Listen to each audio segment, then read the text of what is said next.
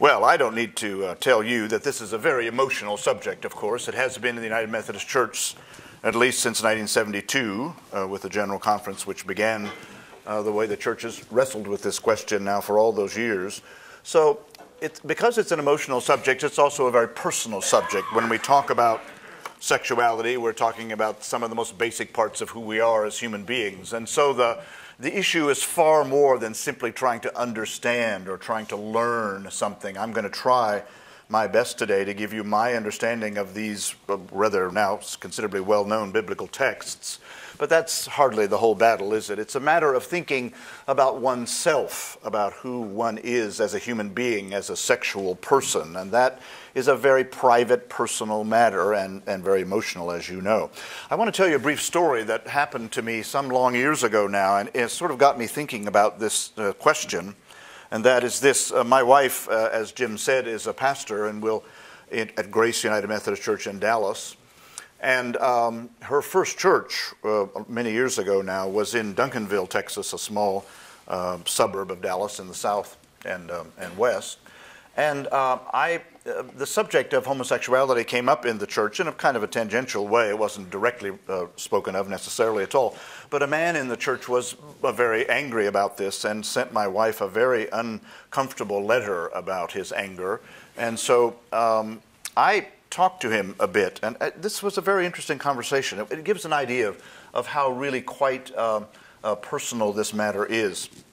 I posed to him this question.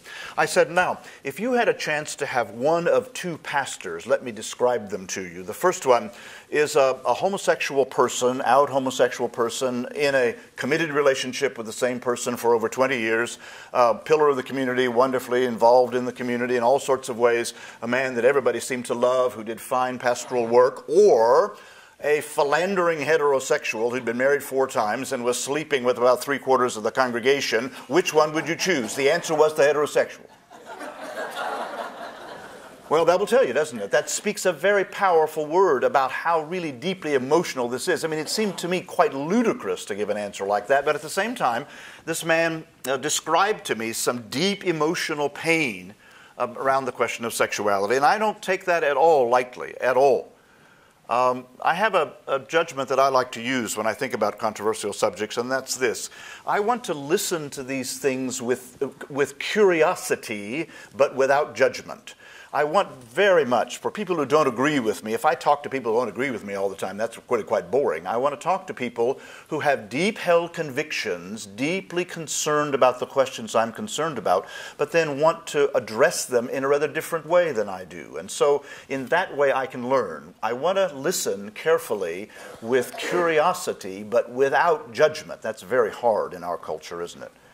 So you'll have some folks around your tables, I trust, who may not agree with everything you think or with everything that I think, but that's fine. What brings us together? You know, it could be that the church is the last place in this culture where we can do things like this. Where else can we sit in a room, we can disagree, and then go to worship together? Where else can we do that? No other place that I know. So I'm grateful for you taking your time and coming to wrestle with this question with me.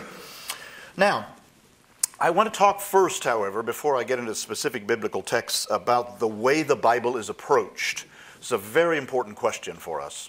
What has happened, I think, at least in my denomination, the United Methodist Church, over the last years, I think people have gotten rather confused about what the Bible is, or at least about the way they approach the Bible. And I want to talk just briefly about, this is way too caricatured, but I want to talk about 4 different ways that the Bible has been approached and is being approached in my own denomination in very different ways. But I think a lot of people don't realize that's what they're doing. They sort of imagine, well, I read the Bible, that's the end of it, right? Just the Bible.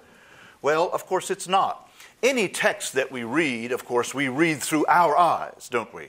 I am a white male. I am 62 years old. I know I only look 61, but I'm 62 years old. I used to have hair. Some of you might, videotapes are a problem because they remind you of the way you used to look. Anyway, but nonetheless.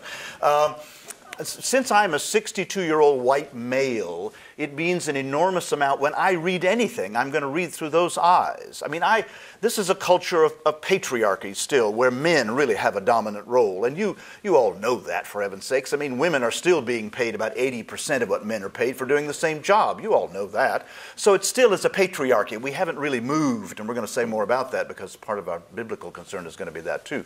So what it means is when I read the biblical text, I only see it through the eyes that I've got. Until I could hear other voices reading the text, I couldn't hear some things. It was impossible. It just was impossible. I have one classic example of that. When I was in graduate school a very long time ago, we were reading in the book of Ruth in the Bible.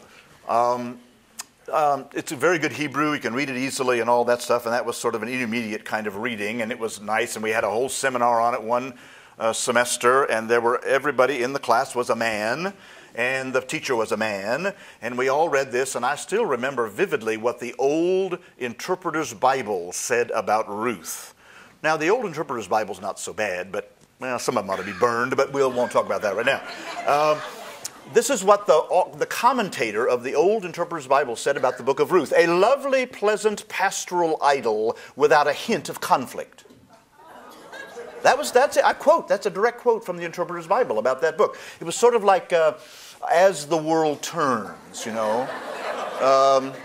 Ruth and Boaz have a nice little fling. It isn't that nice. And if you've seen those really bad novels, you've got a picture of a real hunky-looking guy and a really gorgeous woman and all that stuff. And it's so completely wrong. And the only reason I found that out is I read an article by a woman named Phyllis Tribble, who suddenly read this book in a way that I couldn't see. I was reading the Hebrew text. I practically have it memorized. And I could not see what she saw. Why?